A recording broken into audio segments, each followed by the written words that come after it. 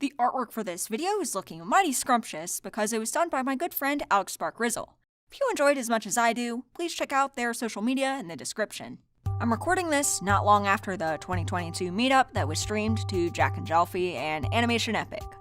This event represents the greatest solitary achievement of the object show community, the ability of disparate people who met on the internet to organize something so much larger than themselves. In this case, a full-fledged physical convention, complete with catering, custom merch, and panelists from all over the world, all hosted in a professional venue. It was attended in person by enough people to fill a line that wrapped around more than a block, and was attended by thousands more through its broadcast version, which lasted for most of the duration of the event. These people came together to celebrate the conceit of the object show, a frankly impressive endeavor that represents a milestone in thousands of people's creative journeys. Yet, the name of this get-together is not the Object Show Meetup. Instead, it's officially known as the BFDIXII Meetup. Have you ever thought about how weird that is?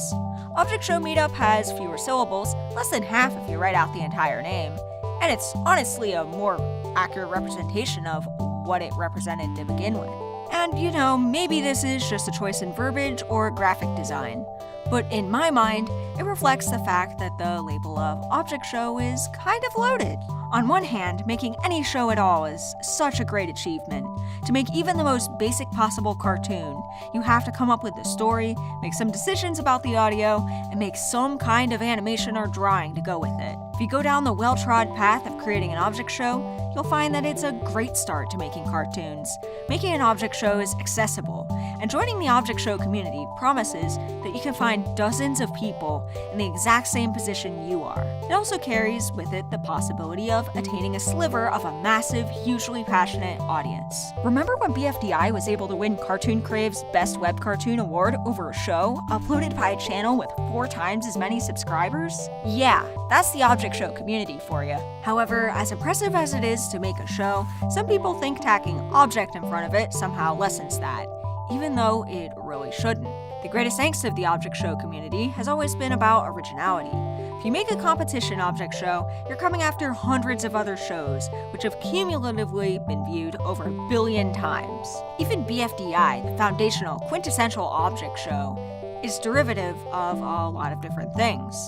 And to be fair, there are ways to be quite original within the competition object show format, but even if you do make something different, there are people all over the object show community who will try to define you according to how you and your work fit into some imagined hierarchy, and compare shows even though doing so is like comparing apples and oranges.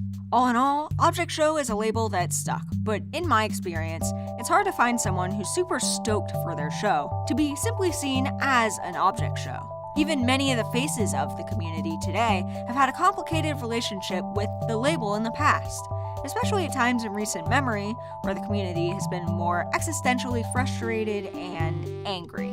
You could even go so far as to say that the cozy blanket of being part of the community can be stifling at times.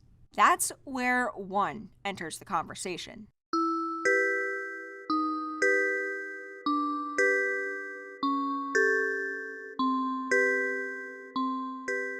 Imagine watching a movie wearing different types of glasses. I think that you can apply the same thing to talking about your experience with any given show in a metaphorical way. For example, you can talk about your experience with one through a pair of glasses with character analysis lenses fitted, or through the rose-tinted heart-shaped glasses of shipping. The presentation of music of one would be the coolest pair of shades imaginable, but today, I'm thinking about what one has to say about the object show. That's right, guys, we're wearing the funky 3D glasses of metatextuality. Lately, a lot more projects that break the object show formula have gotten attention.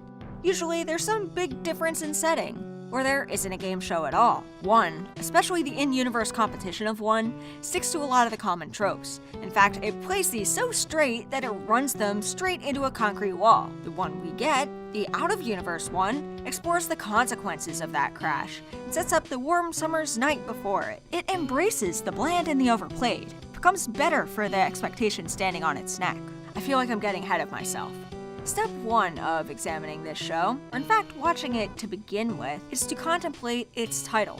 1. When you search for an object show to watch, you see lots of appealing colors and fanciful, appealing titles. The ideal title is one that's catchy, memorable, and has an acronym you can search by itself and still find results for the show. There are plenty that stand out even without that. One's thumbnails are in black and white, only 2 colors. Also, even over a dozen episodes in, it's simply called 1. We have no idea what this abbreviation could possibly mean. So you can't find any information about it unless you add something else to the Google search query, like, say, 1 object show. The title 1 labels 1 as a generic object show with no defining traits, which as far as Aries' competition show in universe goes, it is. Sort of. I mean, like many shows, it takes place on a nondescript field that always seems to be sunny, right?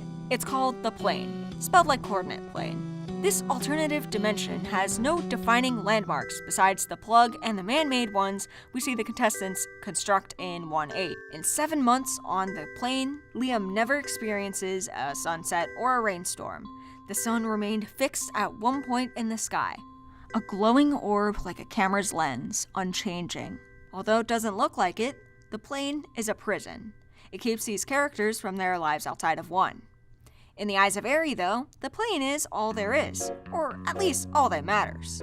There's a reason why the first thing Aerie does when Liam and the others arrive is assign them arbitrary names. It's just the first way he strips them of anything that makes them interesting, just because it's easier to remember. It's his way of saying, leave all that life baggage at the door. This show is my whole world, and now it's yours too. Before the number 1, there is the number 0, which closely resembles the circles of Battle for Circle. TCHFJ created this 14-episode joke show before 1. Hosted by Circle, it's a competition in which a bunch of identical circles participate in a battle for a circle. The characters all bleed together, except for one circle with a mole, who becomes an individual and pays the price for it. Battle for Circle and 1 connect into each other quite a bit, even besides Circle being a contestant in both. I would say that 1 simply continues the sentence that Battle for Circle started. Battle for Circle shows the result of that lack of individuality, while 1 shows the horror of how someone would get to that point. I'd argue that the whole point of the conversation between these shows is all about individuality and what happens when that becomes corrupted. Being on the plane does not just strip you of your name in favor of an easier to remember one. Being there erodes your life, wears you down until you're as bland and palatable as possible. In Patch 2, for example, you have Trey and Whippy Creamy, who feel very differently about being away from their lives in the human world. Trey feels her kids need her, and she's a bit anxious about being away from them. But Whippy Creamy generally seems to welcome getting away from the supermarket shelf. Nobody in Patch 2 has it as bad as the Patch 1 characters. Bryce was able to bounce back, just a bit traumatized, and Liam was a bit worse for wear, having lost his home and his job and his place in the world, but even that pales in comparison to what some characters have started to lose. Charlotte has lost much of her characteristic ambition and drive, and since she rotted to death, she has little hope about her condition. Amelia's begun to take everyone's well-being on herself, and in the process of doing so, she's begun to forget about the life and loved ones she was initially so desperate to go back to. She's still Amelia, but that's quickly becoming overshadowed by Senti. It really speaks to the individuality of every character that you can pick up on the subtle differences and how they deal with being on Aries' extremely generic object show. Actually, speaking of extremely generic object show things, what signifies that Aries 1 is the embodiment of the generic object show? Well, there's a few things. For one, the challenges are derivative of a lot of the most common challenges you see in object shows. The first challenge, for example, is a spin on the bounce on a platform first challenge that every object show used to do. For 2, there's the types of characters you have competing. In a lot of object shows, there isn't much to suggest that these characters have lived experiences before the competition. But in 1, Patch 2 in particular, is very reminiscent of this. The characters all have very different feelings about their current predicament, but their existences before the competition were pretty boring by our standards. The third batch reminds me of a different type of character, the gimmick character. These characters are set apart by some visual style or concept. There was a time where gimmick characters ruled in the OSC. A lot of shows had a 2-in-1 kind of deal, like Object Overload's Cherries. A non-object, like Big Orange Chicken from Brawl of the Objects. or even something else entirely. It's impossible to go back in time to see how exactly these characters were perceived, but though many of them were polarizing, they had fiercely loyal fans. There's a reason why David was voted into BFDI and lasted in BFB for so long, or why Yin Yang dominated the II2 recommended character poll. And it's not all that divorced from why Folder is adored. It's also worth asking why Eri brought these characters together in the first place. It's just some boring competition, right? What's the point? Well, the point of it is that they're competing for a prize. This prize is a wish for anything you want. This is interesting because there's no creativity required to come up with that on Eri's part. It puts the onus of thinking of a fun prize on the characters. This isn't to say that the concept of having a wish prize is boring or uninspired. Far from it. Just that in this specific context, it does reflect the lack of creativity on Eri's part. It also speaks to the status of the object show prize in most of these shows. It's there, sure, but it's in the background most of the time. II is one of the more character development centered object shows, and we have no idea what any character would do with $1 million.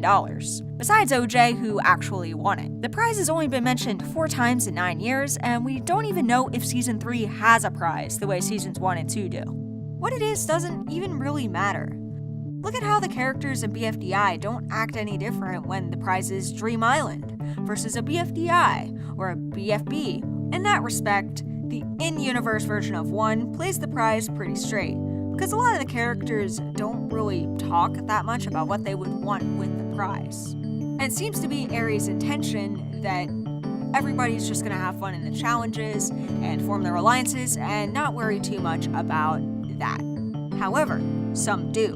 And the fact that some do and others don't goes a long way to give you an even better sense of making these characters into individuals. No 2 characters feel the same way about The Wish.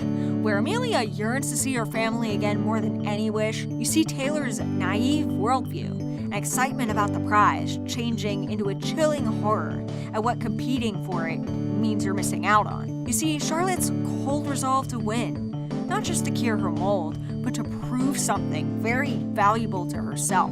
And Whippy Creamy's along for the rideness that's embodied by the fact that he just wants a cool pair of sunglasses. Some characters, like Subway Seed and Adam, can be said to have won just by being there, because they've learned how to improve themselves and better cope with their lack of mobility and lack of visibility respectively. Airline food also seems to consider the plane a net positive experience, better than flying with United Airlines, am I right? 1 takes these characters, makes them feel like real individuals put into a bad situation, and shows us how being there can make you lose so much.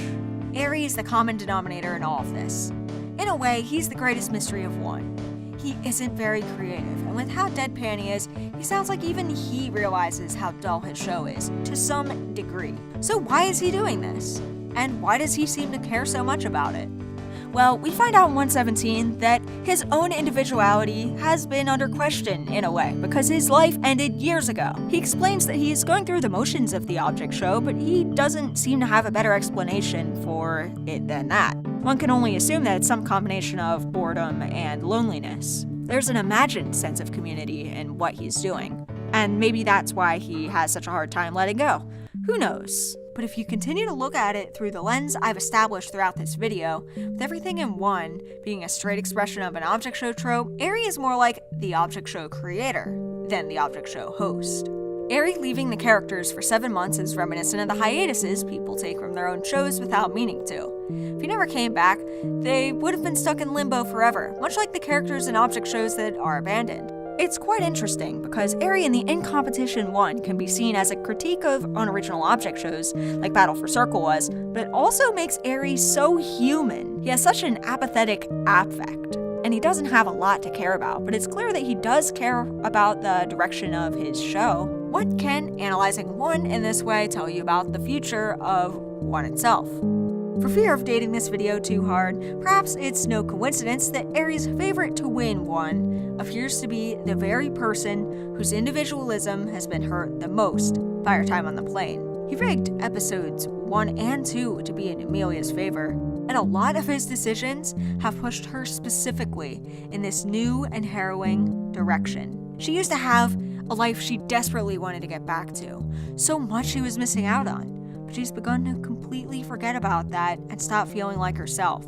And for what it's worth, he clearly doesn't intend to hurt anyone. He's just been alone for so long, and he's defined a lot of his existence by one for so long that he doesn't really remember how awful it is to have a life with loved ones and to be ripped away from that. Liam and Bryce might successfully rescue her from one, but by then, I predict that it will be too late, because Amelia's sense of self and what made her Amelia will be gone or buried impossibly deep in a hollow shell of a person. Senti will be all that remains. She'll have sacrificed so much in an attempt to make things better for those around her that she'll wind up like toothpaste. Either she'll die or she'll suffer some sort of symbolic or spiritual death. But anyway, to take my tinfoil hat off for just 1 second, one both critiques the object show community and embodies the absolute peak of it. I don't mean that in a, one is better than any other object show comparison way, just that it embodies the thing that made object shows worth celebrating in the first place. GCHFJ himself is credited as doing all of the animation and music, having a significant hand in a lot of the backgrounds and writing as well. Despite having a tiny crew, including less than 20 people in total, the show nonetheless released 2 whole seasons in 2 years. It goes to show you that passion and hard work carries you all the way in the object show community. Also, did I mention that GCHFJ's goal was to finish the entirety of one's 2-season release before he even went to college, and he achieved that? That's right, he did all of 1 and a full season of Battle for Circle, despite having no known formal education in how to animate or manage a project. Although he was an OSO organizer for some time, and that's like the School of Hard Knocks for project management. Perhaps the coolest thing about 1 is that GCHFJ isn't the only brilliant mind behind it. Everybody who's worked on this show is so passionate about it, and their teamwork has gone a long way to make 1 the unforgettable experience that it is. But most importantly, most of 1 is the way it is because GCHFJ personally found it fun for it to be that way. If you listen to the things he said about the show in interviews and the like, the common answer to questions asking about, why did you make this decision? Was because Cheesy personally thought it was funny. Heck, the HFJ and Cheesy HFJ might even mean have fun jokesters. That is the beauty of the object show community. It brings so many people together in the pursuit of fun. It empowers people to create, no matter where in their creative journey they are. It's built on the backs of young creators and their ability to create something so monumental, so beautiful. The object show. That's the commonality between all the people at the meetup, all the people making 1, heck, most of the people watching this video. We're all creative folks who've spent at least part of our online existence in this realm where anybody can create a show. We make our shows or help others with theirs, or just appreciate the shows made by other people like us. We see what happens when passion, hard work, and good old-fashioned fun comes together. Not even all the things that we make because of the spirit of the OSC are object show related. Countless people are just possessed by that same creative spirit and go-getterness that has driven the object show community since 2010. The spirit of the object show community will never die because it doesn't hinge on one person or even one show's ability to go on indefinitely. It lies in the feeling that every kid gets in their soul when they think about making their own show, and the beautiful act of creation. The fact that there are so many polished and impressive shows out now, and projects by people who've been part of the object show community that are really cool, is just a testament of what happens when those go-getting folks go for it. 1 is a testament to what happens when go-getting folks go for it. And yeah, you could argue that the OSC isn't exactly known for its originality. I don't think anybody is insinuating that it is. But on some level, maybe that isn't the horrible thing it sounds like it is. It means that the community inspires each other every single day, fuels its own creativity. And that's to say nothing of the individuality between the different shows, the changes to the formula, or even the fact that even in the most by-the-books object show you can think of, you are seeing a snapshot of somebody's creative journey at that particular point in time. And that's quite beautiful. I, for one, cannot wait to see who inspires us next. Oh yeah, and if you're a fan of that go-getting spirit of shows that do their own thing, go check out Cat Party, linked in the description below. It would mean a lot to me, and who knows, you could have a lot of fun in the process. And don't forget to be kind.